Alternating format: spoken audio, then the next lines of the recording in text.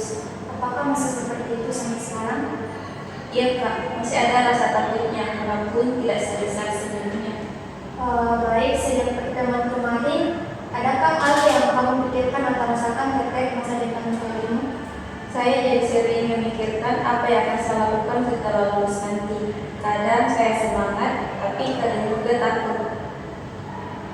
Jadi perasaanmu masih naik turun antara semangat dan takut. Iya Kak.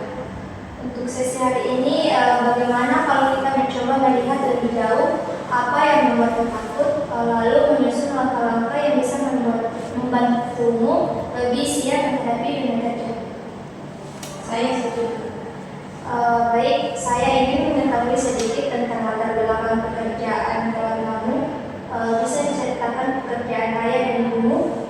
Ayah saya seorang petani Kak, sedangkan ibu saya ibu rumah tangga. Bagaimana dengan saudara atau keluarga lainnya? Om saya ada yang bekerja sebagai pegawai kantor, ada juga yang berdagang. Dari anggota keluarga yang kamu sebutkan tadi, siapa yang paling berpengaruh terhadap pandanganmu tentang pekerjaan? Ayah saya Kak.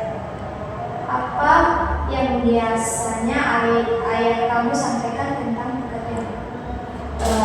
Ayah selalu bilang kalau bekerja itu harus sungguh-sungguh dan jangan sampai menganggur setelah lulus.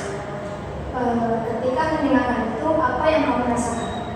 Saya jadi merasa terbebani, takut kalau nanti tidak bisa mendapatkan pekerjaan. Jadi ada kekhawatiran bahwa jika belum mendapatkan pekerjaan setelah lulus, kamu akan mengecewakan ayah. Iya Kak, itu yang saya pikirkan. Menurutmu apa yang sebenarnya diharapkan ayah dari? Mungkin ayah ingin saya berhasil dan hidup lebih baik dari beliau. Jadi tujuan ayah kamu itu sebenarnya bukan membuatmu tertekan, tetapi ingin melihatmu berhasil. Iya Kak, mungkin begitu. Tadi kamu mengatakan takut tidak mendapatkan pekerjaan. Kalau ketakutan itu muncul, biasanya apa yang kamu katakan pada dirimu sendiri? Saya sering berpikir bahwa saya tidak cukup pintar dan tidak punya kemampuan yang istimewa. Menurutmu apakah benar kamu tidak memiliki kemampuan sama sekali? Tidak juga sih. Coba sebutkan beberapa kemampuan yang kamu miliki. Saya cukup mudah bergaul, bisa bekerja sama dengan teman, dan lumayan aktif dalam kegiatan kampus. Menarik.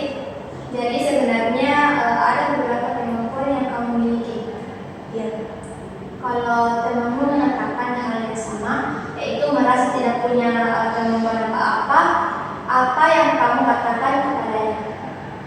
saya mesti bilang bahwa setiap orang punya kelebihan dan kekurangan masing-masing. Mengapa sulit mengatakan hal yang sama kepada dirimu sendiri? Saya tidak tahu Kak, mungkin karena saya terlalu fokus pada kekurangan. Jadi mungkin masalahnya bukan karena kamu tidak punya kemampuan, tetapi karena kamu lebih sering melihat kekurangan daripada kelebihan. Iya Kak, saya rasa begitu. Ada pikiran lain yang sering muncul? Saya takut gagal saat melamar kerja. Apakah gagal sekali berarti masa depanmu berakhir? Tidak juga. Banyak orang mendapatkan pekerjaan setelah mencoba berkali-kali. Bagaimana menurutmu?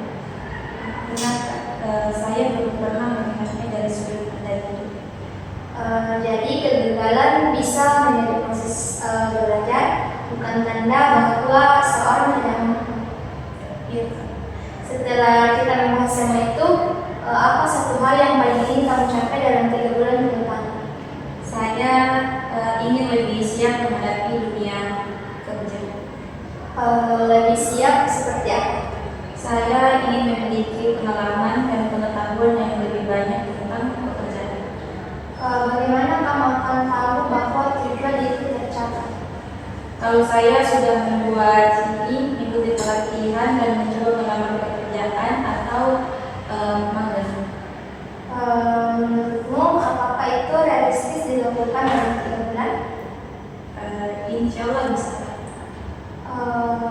Mengapa tujuan itu penting bagimu?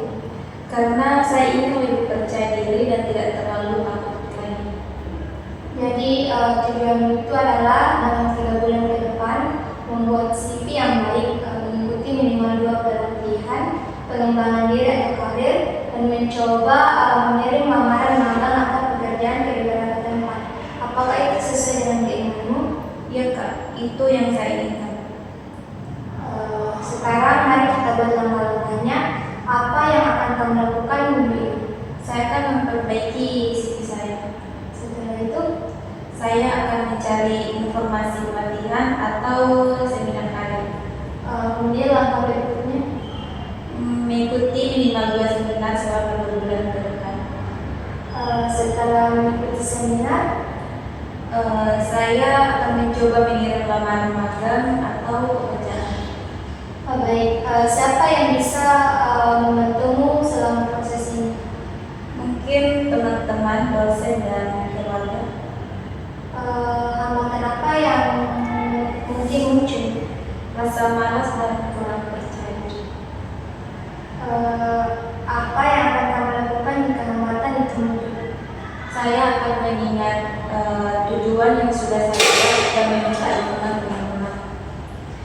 Baik, dari pembicaraan hari ini, apa hal yang paling penting yang kamu pelajari? Saya sadar bahwa saya sebenarnya punya kemampuan, hanya sering meragukannya. Saya juga sadar bahwa gagal bukan berarti saya tidak mampu. Bagaimana perasaanmu sekarang dibandingkan pada sesi awal? Saya merasa lebih tenang dan lebih yakin. Baik, alhamdulillah. Saya menghargai keberanianmu untuk melihat dirimu secara lebih positif. Semoga langkah-langkah yang sudah disusun hari ini bisa membantu